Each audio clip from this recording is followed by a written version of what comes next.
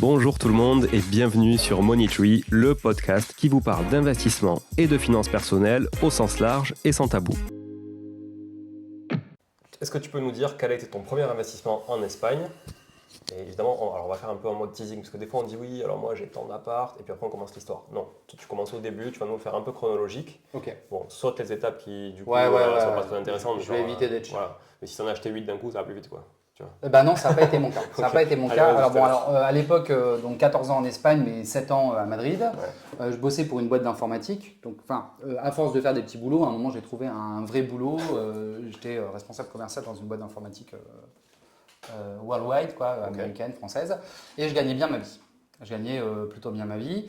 Et Ça veut dire quoi gagner bien gagner sa vie en Espagne? bah, en Espagne, je devais gagner net, je devais gagner 3 000 € par mois, Ok. sans les bonus. Ce qui en Espagne est pas mal, parce que C'est c'est quoi, tout seul, c'est hein. quoi le SMIC en Espagne?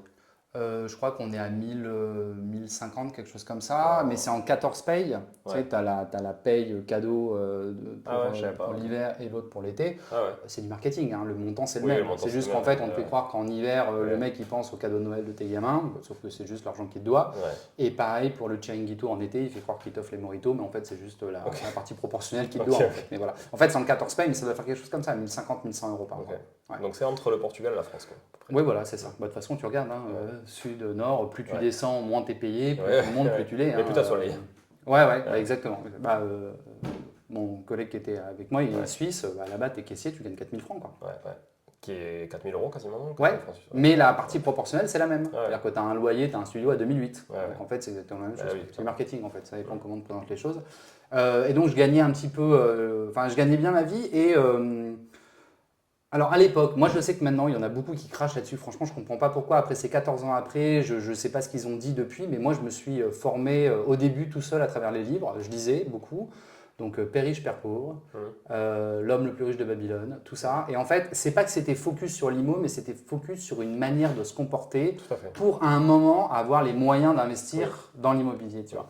Et que moi j'ai... assez facilement, j'arrive à me priver de quelque chose sur du court terme pour du mieux sur du moyen long terme. Le sens du sacrifice. Ouais, j'ai pas ce truc de l'argent me brûle les doigts, tu vois. Et donc, depuis que je bosse, j'ai toujours eu l'habitude de mettre de l'argent de côté. Plus je gagnais d'argent, plus je mettais d'argent de côté parce que mon niveau de vie n'augmentait pas proportionnellement à ce que je gagnais. Et j'ai eu un petit coup de pouce familial aussi. Voilà. Ce qui m'a permis d'acheter, alors tu vois, il y a 14 ans environ, j'ai acheté mon premier appartement donc à Madrid, quartier Retiro, donc un des plus beaux. L'immobilier est super beau, juste à côté de la gare, hyper sécure, tout. Et pourquoi je l'ai acheté? Parce que moi j'étais locataire depuis tout le temps et rapidement j'ai fait les maths et je me suis dit comment ça se fait que moi je paye 700 balles ou 800 pour un appartement qui à l'achat en coûte 80. Et moi j'ai acheté un appartement, 5e étage, donc dernier étage, sous les combles, pas Cosette, sous les combles avec du charme. Les Velux, les poutres en bois, les trucs et tout. Et avec quasiment rien, quelques milliers d'euros, parce que la main-d'œuvre est beaucoup moins chère aussi là-bas, j'ai réussi à faire un petit arrangement de l'appartement qui était un petit peu vieillot au moment où je l'ai acheté. Mais là-bas, tu sais, les gens. Le niveau de vie est beaucoup plus bas qu'en France, donc c'est-à-dire que pour faire tomber deux murs, descendre les gravats de 5e étage et améliorer une cuisine, ça te coûte 3 000 €, tu vois. Donc c'est rien. Donc moi à l'époque j'avais acheté cet appartement 80 000 €. Petit détail technique, mais c'est important, en fonction des régions en Espagne, tu ne payes pas le même taux d'imposition sur ton appartement. Par exemple, alors moi là où je vis actuellement, la Comunidad Valenciana, on paye 10% du prix d'achat, à Madrid c'était 6. Donc le marché n'est pas saturé de la coloc. Pas du tout, pas du tout. Alors que tu vois ici sur beaucoup de villes de France quand même ils commencent à être saturés, justement avec cette ère de la coloc à tout va, de machin, des formateurs, des trucs etc. Puis des gens effectivement qui achetaient des plus grandes surfaces pour en faire des colocs. Okay. Ça commence à être saturé. D'ailleurs j'en parlais ce matin aussi avec une personne de l'équipe qui disait que oui, en fait à force d'en parler, tu te satures ton propre marché finalement, et lui-même a été obligé de vendre dans des villes, tu vois, où il avait trop vendu la ville en fait, parce que tout le monde était bien sûr. Voilà. Non mais de toute façon, mais tu le sais, je le sais, on perd pas de vue que l'immobilier c'est cyclique. Là on est sur une vague qui est incroyable, on a un rendement, mais c'est comme l'Airbnb. On est sur une vague qui est top, on fait de l'argent, mais tout l'argent qui est pris, il est réinvesti. Donc il faut le prendre. Oui. Maintenant, le jour où la coloc c'est un peu moins fun, nous ça reste un appartement, Bien 4 sûr. chambres avec 2 salles de bain. C'est Bien pas, sûr. on le vend à une famille, tu vois. Enfin, on Totalement. le loue à une famille. Ouais. Au lieu de prendre 1002, on va prendre 800. Mais le prix à l'époque il était Mhm. tellement bas que, allez, quoi, au lieu de faire 25, on fait 17. Ouais. Bon, est-ce que c'est ce qui va nous forcer à le vendre? Non, tu vois. De toute façon, celui qui perd, c'est celui qui s'adapte pas. C'est ça, Ouais, parce je que, suis parce que d'accord, le je suis mec qui résiste et qui se dit on va bloquer les tendances, c'est qu'il a absolument rien compris.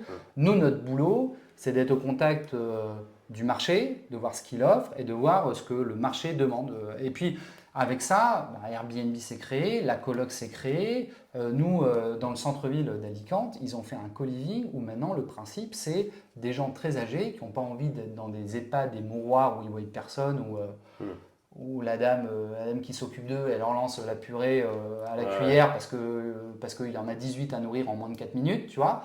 Et ben en fait, le co-living, c'est ça, c'est on mélange des gens qui ont 20 ans et des gens qui ont 80 ans. Et le deal, c'est que quand tu as 20 ans, c'est que tu payes pas cher parce que tu passes un peu de temps avec cette personne. Et donc, tu vois, c'est un nouveau concept. Moi j'ai appris ça il y a quelques temps. Ben voilà, c'est un nouveau business, c'est un nouveau truc. Et ben c'est pas grave. Dans un an, on achète un immeuble de rapport. Au 2 premiers étages, on met des soixantenaires ou des gens de 80 ans. Au deuxième, on met des gens entre 20 et 30 ans. On met des règles en place. Et puis voilà, ça sera un nouveau business auquel on n'a pas pensé. Mais le marché le réclame. Donc nous, on est là simplement pour donner ce que les gens ils veulent. En fait, nous, on ne force absolument pas. De toute façon, tous les gens qui ont voulu forcer le marché, ils sont restés avec leur appartement sans aucune réservation. Et c'est ce qui a fait les aigris en disant les gens ils n'ont pas compris, je suis un artiste. Non, en fait, c'est juste que tu t'es trompé. En fait. Ouais. Nous, on est des serviteurs du marché. En fait. On donne ce que les gens veulent. Ouais, je suis d'accord. Ou tu peux même créer la demande aussi. Tu peux même créer la demande. Il y a plein de. Des fois, tu peux répondre à une demande, ça c'est sûr, mais tu peux aussi créer le besoin en fait et créer cette demande sur des types de produits, comme tu dis, ce co-living là qui existe intergénérationnel. Bon, en vrai, il n'y avait pas de demande. Enfin, tu vois ce que je veux dire? Il y avait un besoin, mais il n'y avait pas de demande. Donc du coup, absolument, quand tu crées une réponse à ce besoin, il n'y avait pas la demande au départ sur le marché. Et du coup, elle s'est créée parce que voilà. Absolument. Il y avait le besoin. Après, il y a l'œil de l'investisseur qui a dit. Puisque vous en avez besoin, je vais faire de votre rêve une réalité. Et bam, on le fait. Ouais, parce qu'en soi, je pense que si tu avais mis une annonce sur un truc comme ça au départ pour tester, tu aurais peut-être été déçu. Et c'est en testant le produit et en mettant un produit qui existe vraiment, etc., et en vendant le truc et en marketant un peu le produit que ça fonctionne. Absolument. Comment ça se passe une acquisition immobilière? On a un côté un peu plus juridique, légal. Comment ça se passe une acquisition immobilière en Espagne? C'est assez simple. En fait, on est en Europe. Alors, ça veut pas dire. C'est pas parce que c'est simple qu'il faut le faire comme ça à l'arrache, on n'achète pas du jour au lendemain. En fait, il faut que les Français ils aient un NIE, donc c'est un numéro d'identification pour les étrangers. Au Portugal, il y a c'est le NIF, ouais. Voilà, en Espagne, ça s'appelle le NIE. Et il faut que, en fait, les fonds ne peuvent pas passer directement d'un compte en banque français vers le compte bancaire espagnol du vendeur. Donc il faut que ça transite via le compte. Il faut que tu aies un compte toi à ton nom. Absolument, mais ça, toutes les banques sont préparées pour le faire. On revient un peu sur le professionnalisme général du pays. Si tu arrives, que tu n'as pas de contact, que tu connais personne, eux, c'est des opérations qui ne les intéressent pas particulièrement parce que eux, il faut voir la banque, qu'est-ce qu'ils vont gagner à te faire ça. Ils vont te facturer un chèque de banque à 25 €. Franchement, tu n'es pas le client le plus excitant. Donc, si tu n'insistes pas, que tu as un mauvais espagnol, voire que tu n'as pas d'espagnol, personne ne te répond. Mais c'est obligatoire. Donc il faut avoir un IE. Après, il y a des banques en ligne, non? Il n'y a pas de banques en ligne qui peuvent t'ouvrir un compte Oui, mais bon, quand tu transites autant d'argent, à un moment, il faut que tu te présentes en présentiel, il faut un peu d'espagnol, il faut un peu de... Il y a ING qui est excellent en Espagne, mais quoi qu'il arrive, il faut du présentiel. Moi, je vois tous les gens qu'on accompagne, alors, ils ont soit un niveau... moyen moins en espagnol, soit aucun, mais en même temps normal. Enfin, tu vois, un espagnol qui arrive en France, il ne parle pas français. Donc, mis à part le NIE et le compte en banque, ça, c'est les deux choses qui te permettent de faire une opération immobilière. Ce qui est génial en Espagne, c'est qu'il n'y a pas de délai, c'est-à-dire que vraiment, je visite un appartement qui est vendu par un particulier, on se met d'accord sur le prix, lui, tous les papiers sont à jour, on peut se revoir le lendemain matin chez le notaire. C'est quoi les papiers obligatoires? Alors, les papiers obligatoires, il y en a un qui est très important qui s'appelle la nota simple, en fait, qui est la carte d'identité d'un appartement. C'est-à-dire qui décrit qui est à droite, qui est à gauche, qui est en bas, qui est en droite, en haut, qui est la référence cadastrale, le nombre de mètres carrés. Ça, c'est un document qui est, on va dire, donner de propriétaire en propriétaire ou à chaque fois c'est le propriétaire qui doit le remettre à jour?